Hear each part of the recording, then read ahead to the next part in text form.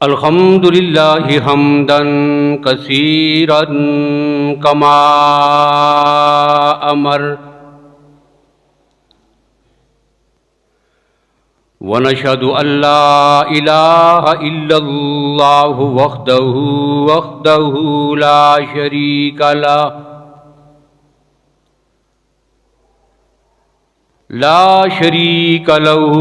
فی الخلق والامر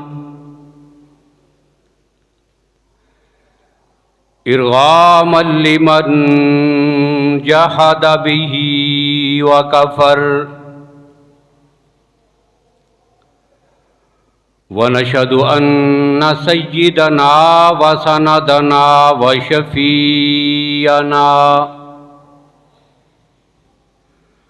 وشفیعنا محمدا عبدہ ورسولہ اما بعد فاعوذ باللہ من الشیطان الرجیم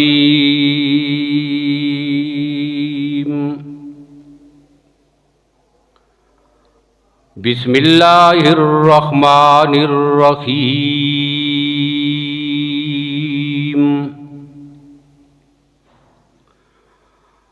ان عدۃ الشہور عند اللہ 12 شہرا فی کتاب اللہ یوم خلق السماوات والارض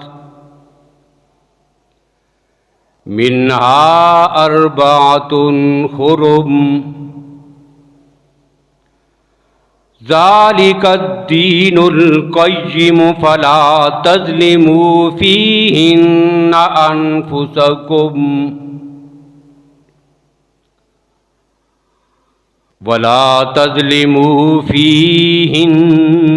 انفسکم وقاتلوا المشرکین کافۃ کما یقاتلونکم کافۃ واعلموا ان اللہ مع المتقین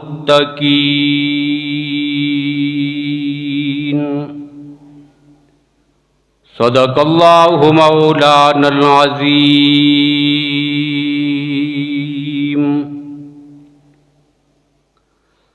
اللہم صلی علی محمد وعلی آل محمد بعدد من قعد وقام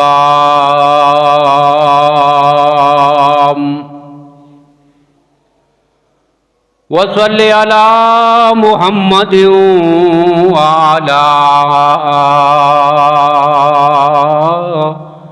آل محمد بعدد من صلی وصام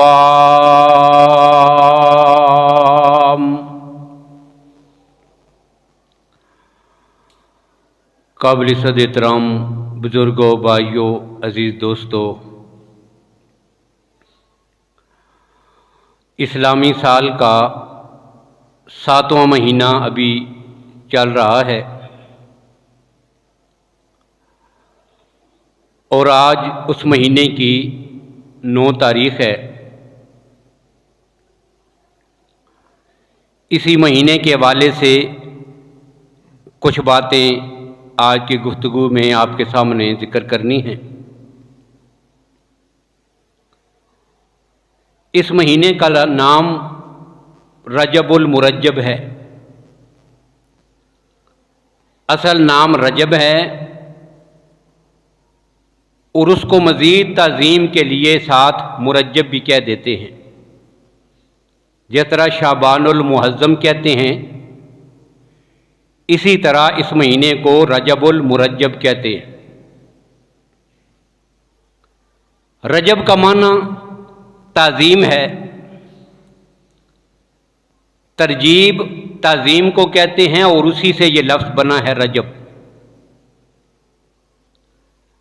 زمانہ جاہلیت میں بھی اس مہینے کو تعظیم والا مہینہ سمجھا جاتا تھا، اور پھر جب اسلام کی روشنی آئی تو قرآن پاک نے بھی اس مہینے کو عظمت عطا کی ہے، اور اسلام میں اسے ایک اہم مزیت حاصل ہے۔ اب اس مہینے کے فضائل میں بہت ساری چیزیں محدثین نے، ہمارے اکابر نے ذکر کی ہیں۔ بہت ساری احادیث ایسی ہیں کہ جو کمزور یا ضعیف ہیں، لیکن اتنی بات ضرور ہے کہ ان سے بھی کم از کم اس مہینے کی عظمت کا اندازہ ہو جاتا ہے۔ ایک حدیث میں اللہ کے نبی صلی اللہ علیہ وسلم نے فرمایا کہ یہ جو رجب کا مہینہ ہے، شہر اللہ، یہ اللہ کا مہینہ ہے۔ رجب، اس کو اللہ کے نبی نے فرمایا شہر اللہ، اللہ کا مہینہ۔ اس کے بعد جو اگلا مہینہ آئے گا شعبان المعظم، اس کے بارے میں اللہ کے نبی صلی اللہ علیہ وسلم نے فرمایا وشعبان شہری، یہ میرا مہینہ ہے۔ اور پھر اس کے بعد اگلا جو مہینہ آئے گا اس مہینے کو رمضان کہتے ہیں، اس کے بارے میں اللہ کے نبی نے فرمایا یہ میری امت کا مہینہ ہے۔ اب اسی ترتیب سے یہ جو الفاظ استعمال ہوئے ہیں تو محدثین تحریر فرماتے ہیں کہ اس سے یہ جو اضافت ہے یہ تشریفی ہے۔ کیا معنی ہے؟ اللہ کی ذات، اللہ کے نبی صلی اللہ علیہ وسلم ان مہینوں کی عظمت بتانا چاہتے ہیں، ان میں شرافت اور عظمت کتنی ہے۔ تو ایسی اضافت جو ہے وہ کسی چیز کی عظمت بتانے کے لیے ہوتی ہے، ورنہ سارے زمانے اللہ کے ہیں، سارے مہینے اللہ کے ہیں۔ لیکن یہ کیسی نسبت ہے کہ جس طرح ہم کعبۃ اللہ کو، قبلہ اول کو، قبلہ شریف کو کیا کہتے ہیں؟ کعبۃ اللہ، بیت اللہ، اللہ کا گھر۔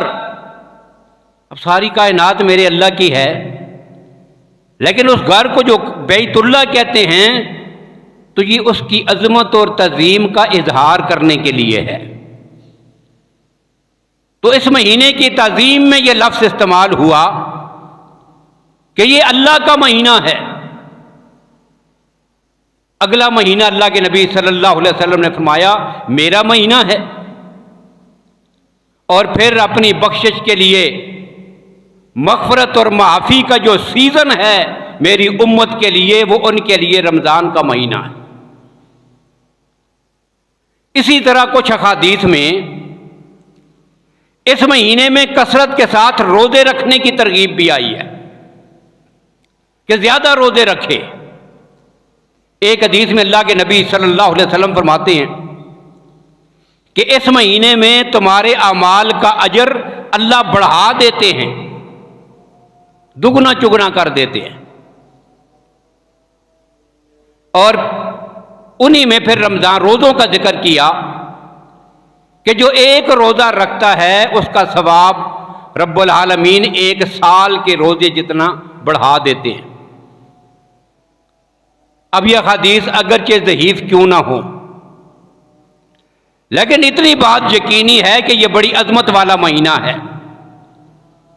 ایک آدمی عبادت سے جی چرانے کے لیے یا اپنی سستی اور کوتاہی پر پردہ ڈالنے کے لیے بس اتنا کہہ دے کہ یہ ساری من گڑت ہیں اور ساری ضعیف ہیں، نہیں، بے شک ضعیف کیوں نہ ہوں، لیکن کسی اللہ کے بندے کو ہمیں موقع مل جائے زیادہ عبادت کا، قرآن پاک کی تلاوت کا، کچھ نفلی روزے رکھنے کا، تو کم از کم یہ روزے مستحب تو ہیں۔ پورے مہینے میں کسی دن کے ساتھ کسی روزے کی کوئی تخصیص نہیں شریعت میں، حالانکہ اہل بدعت نے سابقہ صدیوں میں بہت ساری بدعات اس میں شامل کی ہیں۔ کیسی؟ ایک نماز اس میں ایجاد کی، نماز کا نام ہے جی صلاۃ الرغائب۔ پہلا جیسے ہی چاند نظر آئے گا اس رات کو پڑھنی ہے، اس رات کو نہیں پڑھ سکا، پھر جو جمعرات کی رات آئی ہے اس میں پڑھنی ہے، پھر رہ گیا تو جمعے کی رات کو پڑھنی ہے، وہاں سے بھی رہ گیا تو مہینہ جب آدھے کو پہنچا تو تب پڑھنی ہے، اور پھر اس کے من گڑت قسم کی آگے فضائل ذکر کیے ہیں۔ یہ کیا ہے؟ یہ بدعت ہے، اس کی کوئی تخصیص نہیں۔ پھر ایک روزہ مخصوص کر دیا اس مہینے میں، کون سا؟ 27 رجب کا۔ اب 27 رجب کو آقا کائنات صلی اللہ علیہ وسلم کو جو معراج کا واقعہ پیش آیا، یہ متعین نہیں کہ وہ رجب کے مہینے میں ہوا اور پھر 27 رجب کو ہوا، کوئی تعیین نہیں ہے، یہ بات قطعی اور یقینی نہیں، اختلافی ہے، بہت سارے اقوال ہیں، تاریخی بات ہے۔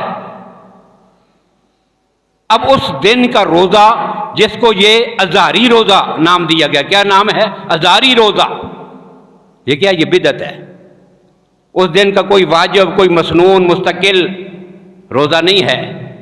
آپ پورے مہینے میں کثرت کے ساتھ روزے رکھے، زیادہ سے زیادہ روزے رکھے، اور اسی ضمن میں اللہ کے نبی صلی اللہ علیہ وسلم نے فرمایا ایک روزہ رکھے گا تو 1 سال کے روزوں جتنا ثواب ہے، ثواب کی نیت سے رکھے، مستحب روزے ہیں۔ پھر اللہ کے نبی نے ترغیب فرمائی، اسی حدیث میں ہے، سیدنا ابو بکر رضی اللہ تعالی عنہ فرماتے ہیں اللہ کے نبی نے فرمایا 7 روزے رکھے گا تو اس کے لیے جہنم کے 7 دروازے بند ہو جائیں گے، جس نے 8 روزے رکھے اللہ اس کے لیے جنت کے 8 دروازے کھول دیں گے، اور جس نے 15 آدھے مہینے تک روزے رکھ لیے، اب ایک اعلان کرنے والا اللہ کی طرف سے اعلان کرتا ہے اللہ نے تیرے سابقہ گناہوں کو معاف کر دیا ہے۔ یہ فضائل ہیں۔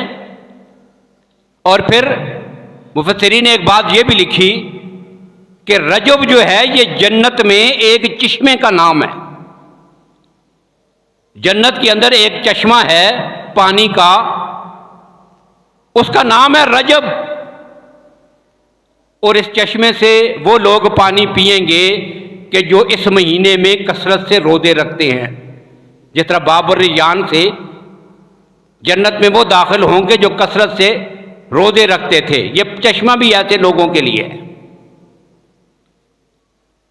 اور ایک حدیث سے یہ بات معلوم ہوتی ہے کہ اللہ کے نبی صلی اللہ علیہ وسلم نے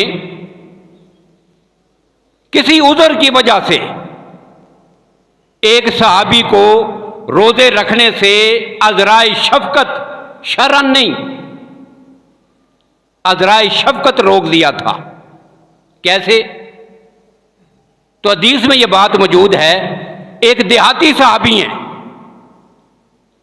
وہ نبی اکرم صلی اللہ علیہ وسلم کے پاس بہت دور کہیں رہتے تھے، دور کے دیہات میں، کبھی کبھی آنے کا موقع ملتا اور آپ کے حضور میں وہ حاضر ہوتے، گفتگو سنتے، ملاقات ہوتی، واپس چلے جاتے۔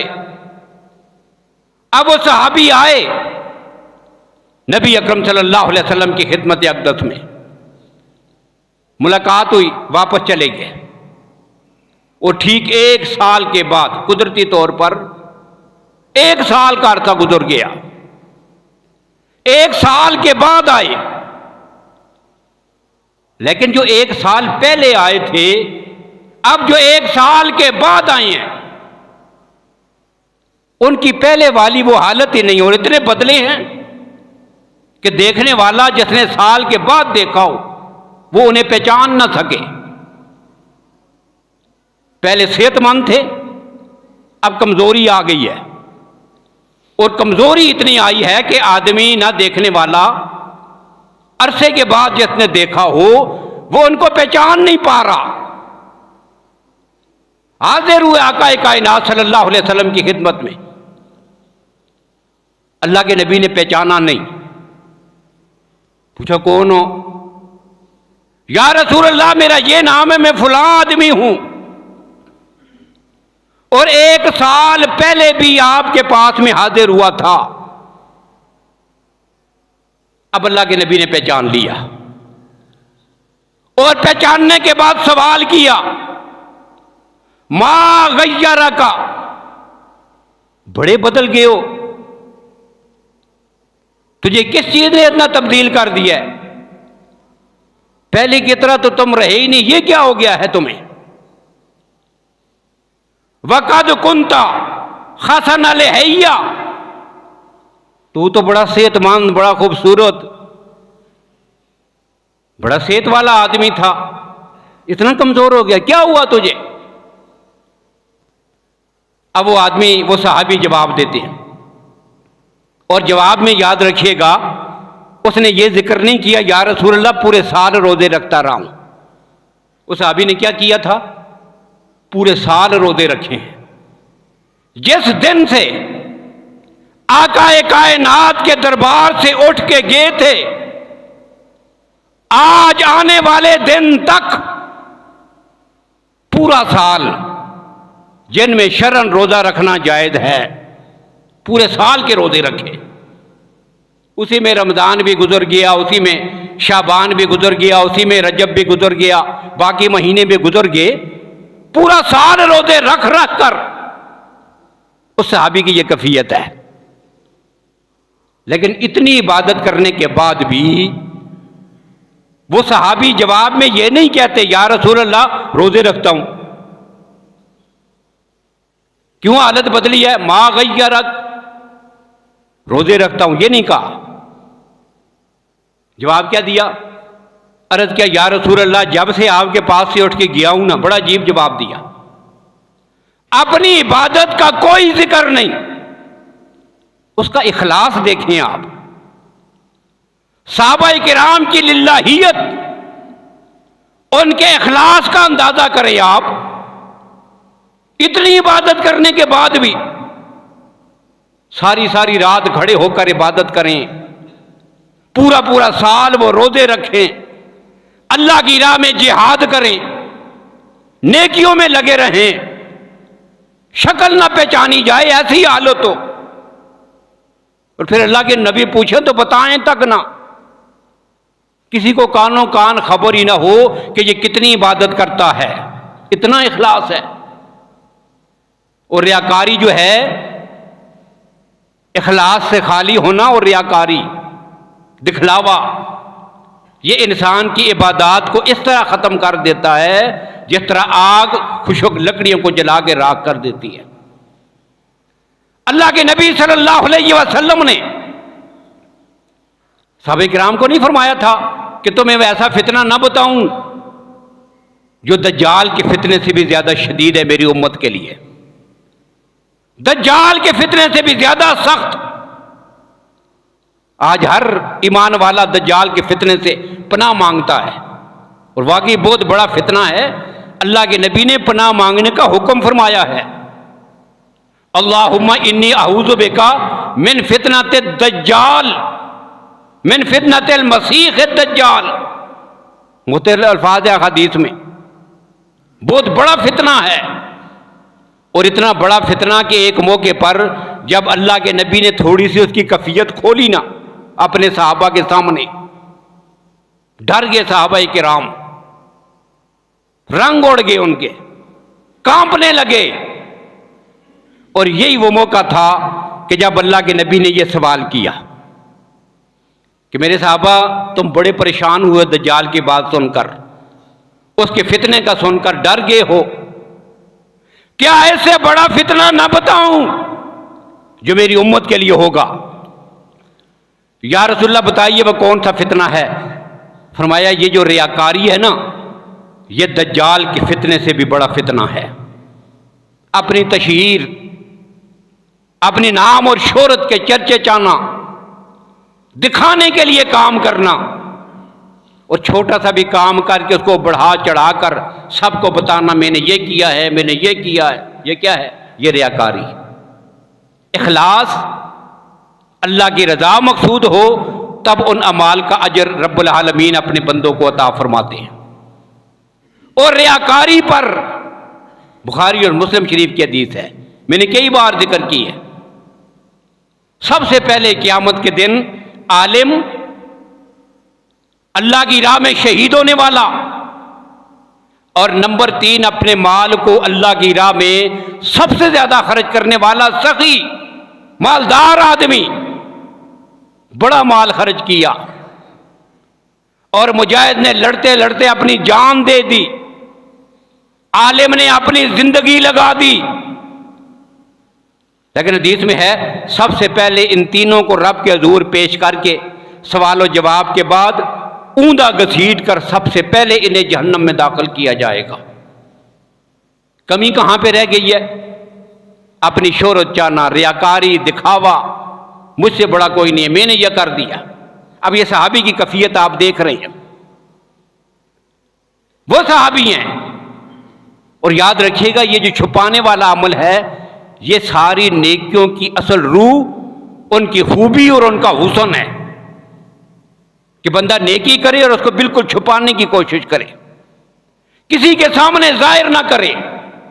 یہ نیکی کا کیا ہے؟ حسن، یہ اس کی روح ہے، یہ اس کی سب سے بڑی خوبی ہے، اور اس کی قبولیت کا مدار اسی بات پر ہے کہ بندہ نیکی کرنے کے بعد اس کو دوسروں کے سامنے ظاہر نہ کرے۔ مثال آپ دیکھ لیں، نماز کتنی بڑی عبادت ہے، اب فرض نماز ہے، باقی نمازیں ہیں، سب کی فضیلتیں اپنی جگہ پر، لیکن ایک ایسی نماز کہ جس کی سب سے زیادہ اللہ کی نبی صلی اللہ علیہ وسلم نے فضیلت بتائی، کون سی ہے؟ تہجد کی نماز۔ اب اس کی فضیلت سب سے زیادہ کیوں ہو گئی ہے کہ رات کے اندھیرے میں جب ساری دنیا، گھر کے افراد بھی، بچے بھی، بیوی بھی، والدین بھی، چھوٹے بھی، بڑے بھی، سب سوئے ہوئے ہیں، اب ایک آدمی اٹھا اور اس نے وضو کیا مصلی بچھا کر، اپنے رب کے سامنے سجدہ بھی کرتا ہے، نماز بھی پڑھتا ہے، اپنے رب کو پکارتا بھی ہے، مانگتا بھی ہے۔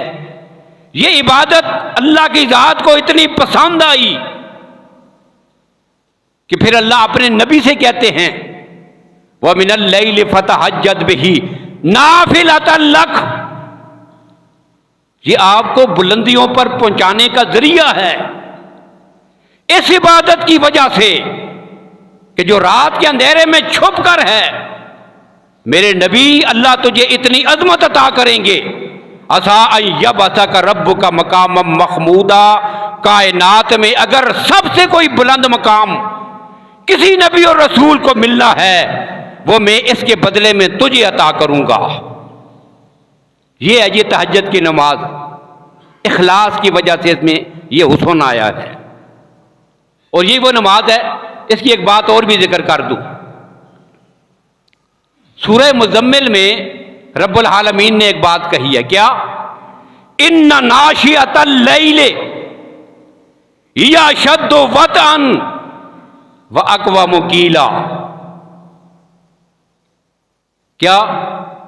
اشد وطئا، جو آدمی اپنی خواہشات کو کچلنا چاہتا ہو، اپنے نفس کو مغلوب کرنا چاہتا ہو، طبیعت کچھ اور چاہتی ہے، آدمی طبیعت کا غلام بنا ہوا پھرتا ہے، نیکی کی طرف آ ہی نہیں سکتا، چھوٹی چھوٹی عبادات اس سے نہیں ہو سکتی، اس بیچارے کی ایمانی اور روحانی صلاحیت بالکل کمزور ہو پڑ گیا ہے، باطل کے مقابلے میں کھڑا نہیں ہو سکتا، جسے حق کہنے کی اس کے پاس استعداد ہی نہیں۔ اب اللہ کہتے ہیں بس ایک کام کرو، کیا؟ رات کو میرے سامنے کھڑے ہو کر تہجد کی پابندی کرو، کیا ہوگا؟ ان ناشئۃ اللیل ہی اشد وطئا، تمہارے نفس کو بھی یہ عبادت کچل کے رکھ دے گی، ख्वाहिशात भी सारी कुचली जाएंगी। अल्लाह तुम्हें जुर्रत, हिम्मत, बहादुरी, शुजाअत और बातिल और जालिम के मुकाबले में गलबा अता करेंगे। क्या होगा कि जब तुम तहज्जुद की नमाज की पाबंदी शुरू कर दोगे, एक फायदा ये होगा। और दूसरा फायदा क्या जिक्र किया? अक़वाम कीलन, तुम्हारी गुफ्तगू में, तुम्हारे अमल में, तुम्हारी बोल चाल में, तुम्हारे कोल में अल्लाह की जात कुव्वत, इनकलाब और तब्दीली पैदा कर देंगे। बात में भी असर तब ही आएगा कि जब वो बंदा रात को उठकर तहज्जुद की नमाज पढ़ता हो। ये इसकी फजीलत जिक्र किया कुरान पाक ने। क्यों है? छुपा कर, ये इबादत कैसे है? रियाकारी से पाक और छुप कर। तो वो सहाबी की मैं बात रद्द कर रहा था, पूरा 1 साल मुसलसल रोजे रखे, कमजोर इतना पड़ा कि पहचाना नहीं जा रहा। अल्लाह के नबी सवाल कर बैठे, माँ गय्यरक, तेरी ये हालत ऐसी बदल क्यों गई? तू तो बड़ा सेहतमंद था, बड़ा ताकत वाला था, बड़ा खूबसूरत आदमी था, इतना कमजोर हो गए हो। अब वो उसके बाद भी जवाब में ये नहीं कहता या रसूल अल्लाह रोजे रखे हैं। कहना चाहिए था ना, बताना चाहिए था।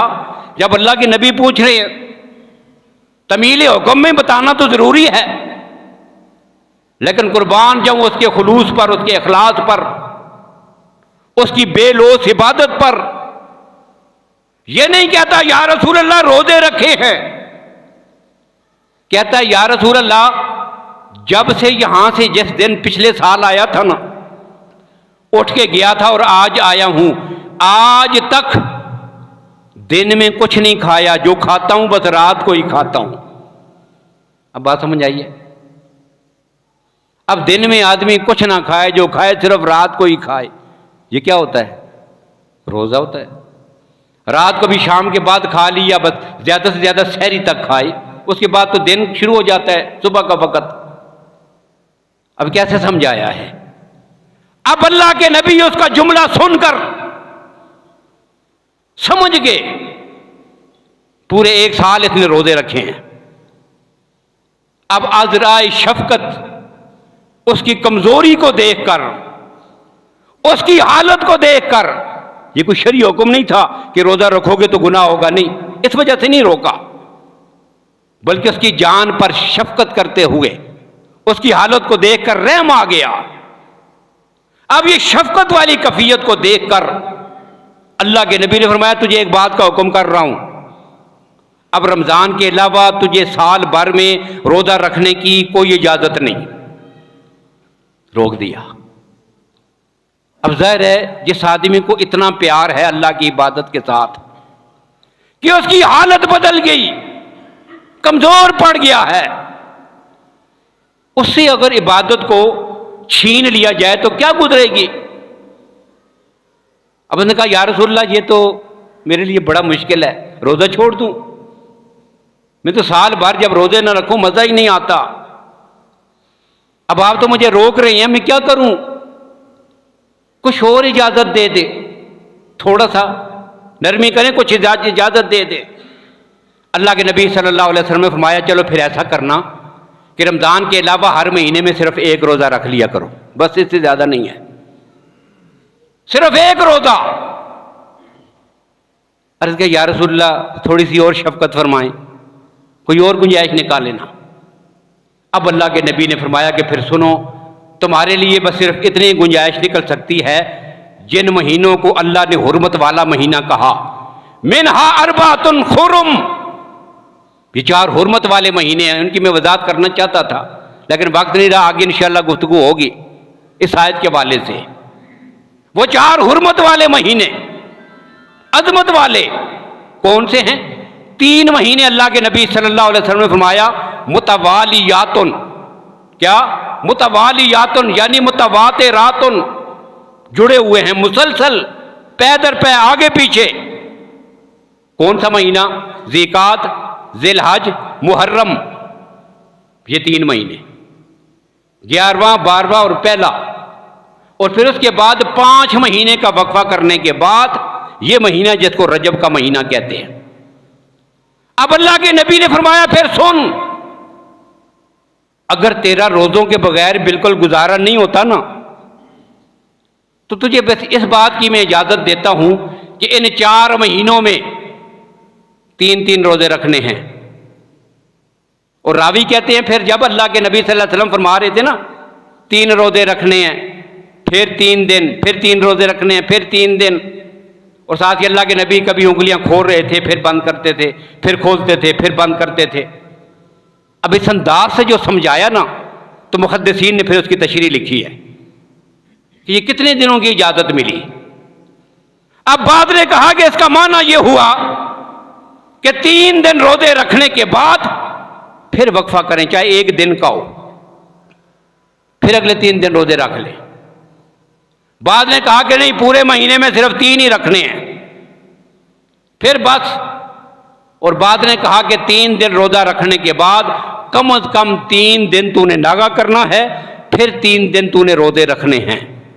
اب جو بات میں کہنا چاہ رہا تھا وہ کیا تھی کہ یہ وہ مہینہ ہے رجب کا کہ باوجود اس کے اللہ کے نبی عذرائے شفقت اپنے صحابی کو روزہ رکھنے سے بالکل روک رہے ہیں، لیکن جب اس کا شوق دیکھا تو اس مہینے میں روزہ رکھنے کی اجازت پھر بھی دے دی۔ اس لیے اس مہینے کے کوئی مخصوص روزے نہیں ہیں شرعاً، احادیث میں کوئی خاص مخصوص کسی خاص دن کا کوئی روزہ نہیں، لیکن حلال اطلاق اس مہینے میں زیادہ روزے رکھنا یہ مستحب ہے۔ جتنے روزے رکھیں گے کیا ہوگا؟ مستحب، ثواب کی چیز ہے۔ اور آخری بات کہہ رہا ہوں، باقی گفتگو انشاءاللہ اسی مہینے کے والے سے آئندہ۔ امام ابو بکر وراق رحمۃ اللہ تعالیٰ علیہ بہت بڑے محدث ہیں، اپنے زمانے کے ولی ہیں۔ انہوں نے ایک بات کہی، انہوں نے ہمیں سمجھانے کے لیے کہا کہ یہ جو مہینہ ہے رجب کا مہینہ، یہ ہمارے لیے زمین کو ہموار کرنے کا مہینہ ہے۔ کھیتی باڑی کرنے والے کسان پہلے کیا کرتے ہیں؟ زمین کو ہموار کرتے ہیں، اس میں ہل چلاتے ہیں، جڑی بوٹیاں نکال دیتے ہیں، پھر ان کو جلا دیتے ہیں، زمین کو نرم کر دیتے ہیں، بالکل تیار ہے فصل کے لیے۔ فرمایا یہ زمین کو تیار کرنے کا مہینہ ہے۔ پھر اگلا مہینہ آ رہا ہے، کون سا؟ شعبان کا۔ اب وہ مہینہ تمہارے بیج بونے کا مہینہ ہے، فصل کو لگانے کا اور بیج بونے کا۔ اور پھر اس کے بعد اگلا مہینہ آئے گا، کون سا؟ رمضان کا مہینہ۔ تو فرمایا یہ جو مہینہ ہے پھر وہ جو فصل تیار ہوگی پھر اس کو کاٹنے کا مہینہ ہے۔ اس لیے ہم نے اس مہینے میں کیا کرنا ہے؟ زمین ہموار کرنی ہے، عبادت کی کثرت میں لگ جائیں۔ اگلے مہینے میں پھر اس ہموار زمین میں بیج بونا ہے۔ جب یہاں سے تیاری شروع ہوگی نا تو پھر انشاءاللہ رمضان واقعی ایسا ہوگا کہ جو کچھ ہم نے کیا پھر اس میں سے جو فصل تیار ہوگی وہ ہم نے کاٹنی ہے۔ تو اللہ تعالی ہمیں ان چیزوں کو سمجھنے کی اور اس مہینے کی عظمت کو سمجھنے کی توفیق نصیب فرمائے۔ وآخر دعوانا الحمدللہ رب العالمین۔